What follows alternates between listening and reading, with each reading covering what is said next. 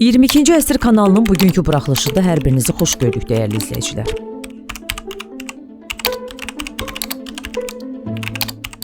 Azərbaycanla Özbəkistan arasındakı iqtisadi-ticari münasibətlər rekord artım dinamikası ilə regional tərəfdaşlığın ən aktual mövzusuna çevrilib. Teleqraf xəbər verir ki, Azərbaycan prezidenti İlham Əliyev Özbəkistanın Milli İnformasiya Agentliyinə verdiyi geniş müsahibəsində iki qardaş ölkə arasındakı əlaqələrin rekord həddə çatdığını bəyan edib. Dövlət başçısının sözlərinə görə Azərbaycanla Özbəkistan arasındakı ticarət dövriyyəsi 2025-ci ildə əvvəlki illə müqayisədə 3 dəfədən çox artaraq 795 milyon dollar təşkil edib. Bu cür iqtisadi dayanıqlıq və regional əməkdaşlıq modelləri gücləndiyi bir vaxtda Cənubi Qafqaz regionunda sülh və təhlükəsizlik arxitekturasının formalaşması istiqamətində də mühüm siyasi proseslər davam edir. Ermənistanla Azərbaycan arasında delimitasiya və sülh müqaviləsi müzakirələrinin intensivləşdiyi fonda rəsmi İrəvandan növbəti kritik bəyanatlar səslənib. Ermənistan baş naziri Nikol Paşinyan sərhədlərin müəyyənləşdirilməsində 1991-ci il xəritələrini əsas gətirərək Kərki,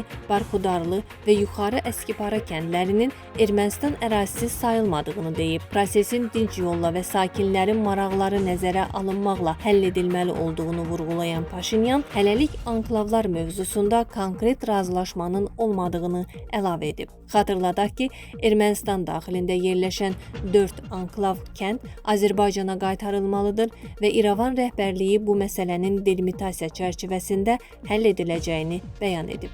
Paşinyan daxili auditoriyaya yönəlmiş digər kəskin bəyanatında isə etiraf edib ki, Qarabağı Azərbaycan ərazisi kimi tanımaqla Ermənistanı bir dövlət kimi yox olmaq təhlükəsindən çıxarıb və atdığı bu addımlarla fəxr edir.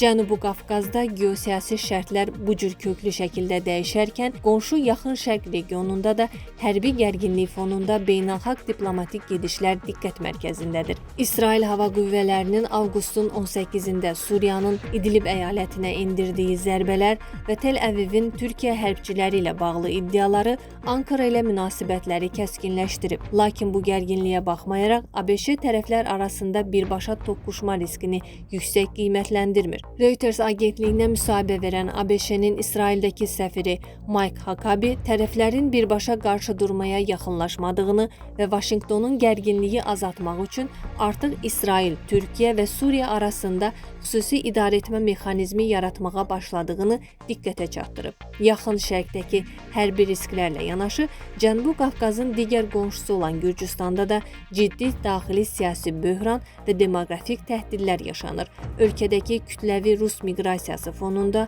Gürcüstanın sabiq prezidenti Mixail Saakashvili ölkədə yaşanan miqrasiya dalğasını əsrin faciəsi adlandıraraq həyəcan təbili çalıb. Saakashvili Rusların kütləvi şəkildə Gürcüstana köçürülməsini ölkənin müstəqilliyinə fəlakətli təhlükə kimi qiymətləndirib və yerli hakimiyyəti bu prosesi Rus xüsusi xidmət orqanları ilə koordinasiyalı idarə etməkdə ittiham edib. Sabiq prezident bu demoqrafik dalğa nəticəsində Rusların sadəcə Azərbaycanlıları da geridə qoyacağını bildirib. Dəyərli izləyicilər, ölkə və dünya gündəmi ilə bağlı xəbərlər təqdim etməyə davam edəcəyik. Öz fikirlərinizi şərh bölümündə qeyd etməyi unutmayın. Sağlıqla qalın.